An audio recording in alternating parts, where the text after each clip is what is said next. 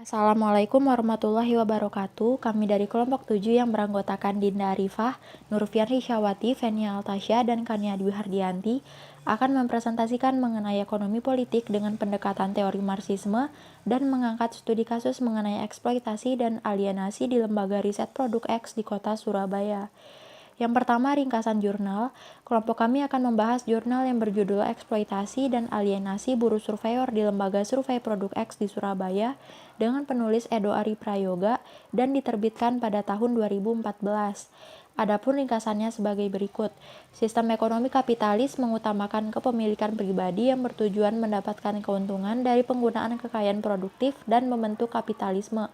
Pertumbuhan sistem ekonomi kapitalis telah merambah ke berbagai bidang, salah satunya perusahaan yang bergerak dalam bidang jasa. Dengan adanya modernitas, banyak bermunculan industri-industri baru yang merupakan faktor pendukung untuk menarik tenaga kerja secara besar-besaran, sehingga dengan masuknya tenaga kerja secara berlebihan dapat memberikan keuntungan tersendiri bagi pemilik modal.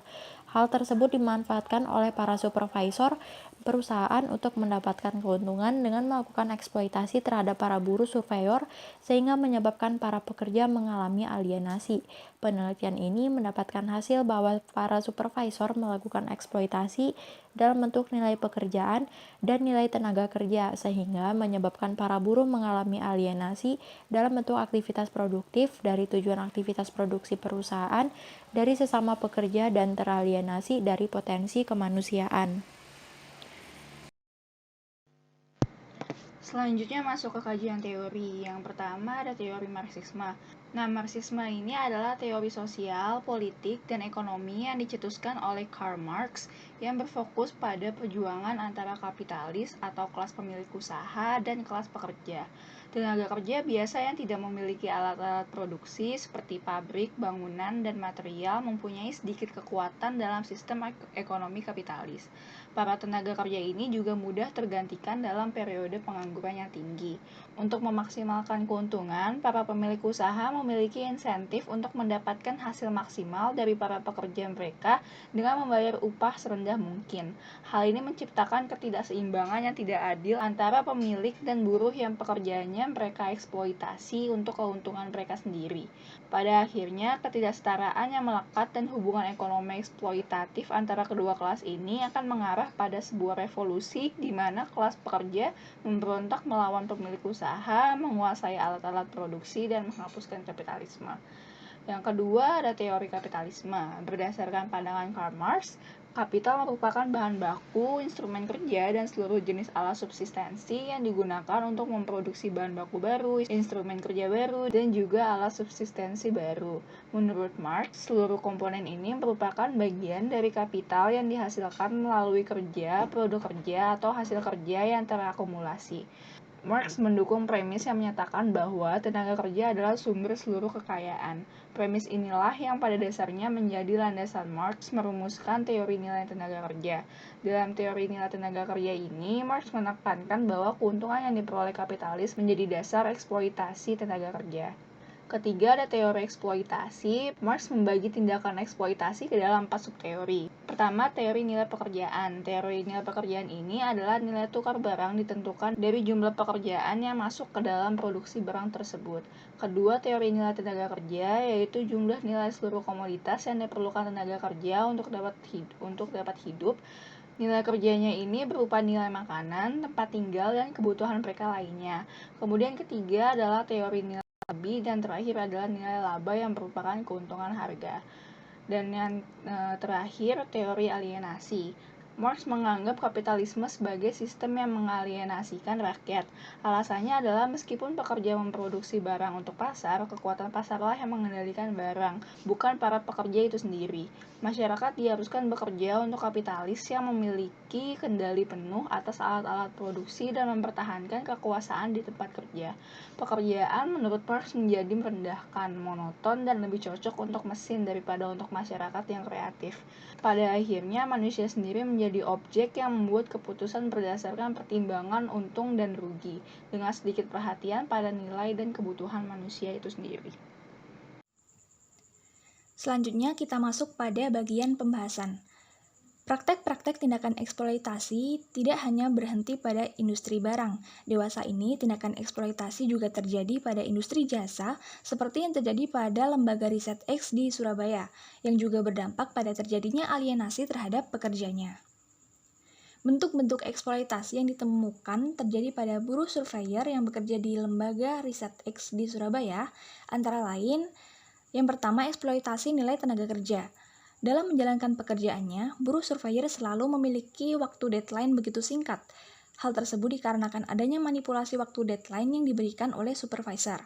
Terjadinya manipulasi waktu menyebabkan buruh surveyor mengalami eksploitasi berdasarkan jenis waktu, sehingga pekerjaan yang dijalankan terkesan berat dan memakan waktu luang buruh surveyor tersebut.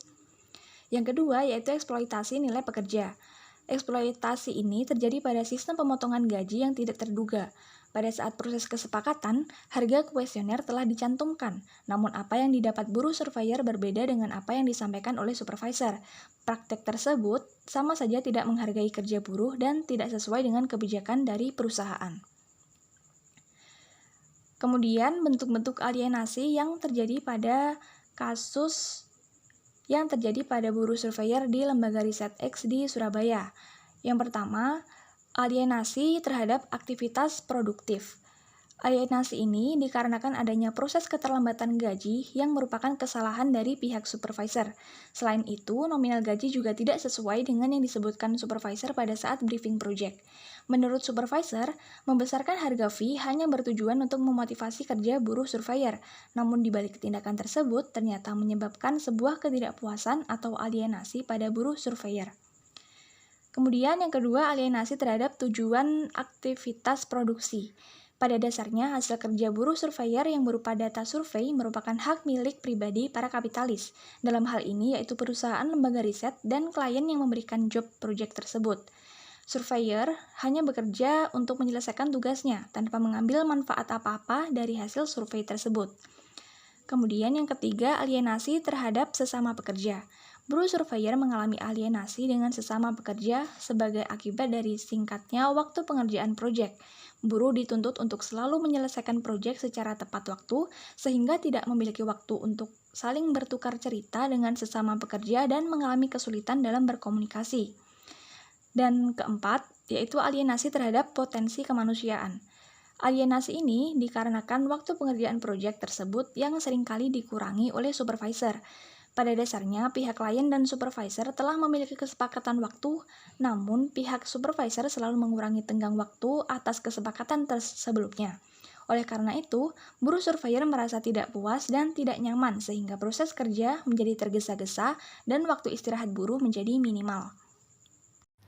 Meskipun mendapat perlakuan yang kurang menguntungkan, banyak dari buruh surveyor yang tetap melanjutkan pekerjaannya di Lembaga Riset X. Hari ini dikarenakan status buruh yang merupakan seorang pelajar atau mahasiswa, sehingga bukan pekerja tetap, memilih mencari pekerjaan sampingan seperti buruh surveyor. Yang kedua, buruh dengan kategori usia tidak produktif cukup kesulitan untuk mencari pekerjaan lain. Sedangkan dengan usia produktif, hendak mencari pengalaman di dunia kerja sambil menunggu masa kelulusannya.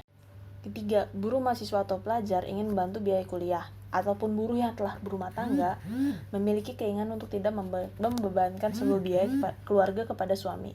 Yang keempat, buruh pelajar ingin bekerja menjadi surveyor karena pengaruh teman-teman dengan bidang yang sama. Hal-hal di atas adalah dasar dari keterasingan dalam masyarakat kapitalis. Akan tetapi, dalam kegiatan produksi, keduanya saling membutuhkan dan tidak bisa diganggu-gugat.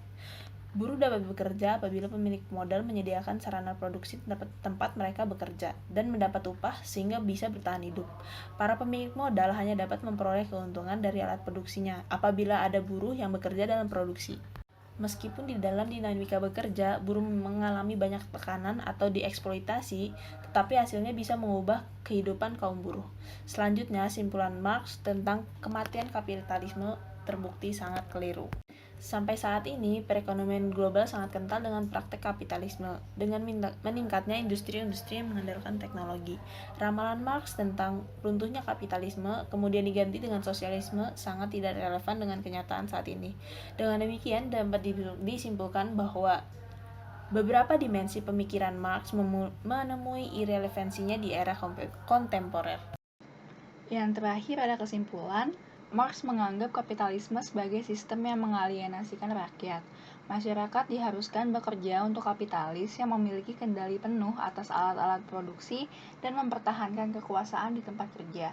Adanya stratifikasi dan perbedaan wewenang yang dimiliki oleh kaum kapitalis, dalam kasus ini supervisor, menimbulkan terbentuknya eksploitasi. Eksploitasi ini mengarah pada adanya deadline proyek yang dimanipulasi supervisor, yang menyebabkan para buruh harus mengorbankan waktu luang mereka demi terpenuhinya target dan terhindar dari hukuman. Sekian presentasi dari kami, terima kasih.